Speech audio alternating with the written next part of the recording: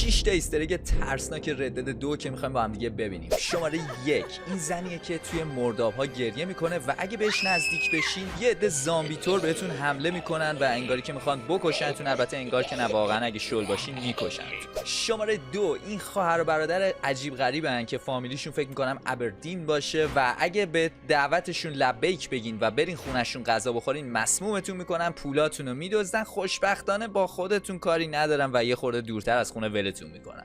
شماره 3 مراسم KKK و از نجات پرستای سفید پوسته که توی جنگلا برگزار میشه. توی این لوکیشن از نقشه میتونید پیداشون بکنین و یه مراسم نجات پرستی دارن دیگه. کلا عجیب غریبه، تو واقعیت هم هست ولی خب خیلی عجیبه. شماره 4 ومپایر شهر سنت دنیسه که بعد از یه سری مراحل فرعی که انجام میدین بالاخره به خودش میرسین و وقتی که ببینینش داره انگاری خونه یه نفر رو میخوره. در هر صورت مجبورین باهاش بجنگین چون بهتون حمله میکنه و باید بکشینش. این هم خودش ترسناکه، یه ومپایر توی بازی هست. شماره 5 اینه که توی بوچرز گریک یه نوازنده هست که داره گیتار میزنه با یه هیکل عجیب غریبی که حالا معلوم نیست بر چه دلیلی اونطوری شکل گرفته، از اول اونطوری بوده یا مثلا جنبل جادویی چیزی در کاره. ولی این قسمتش ترسناکترش میکنه که این کاراکتر توی واقعیت وجود داشته و الان دارین عکسش رو میبینین و انگار برگرفته از واقعیت.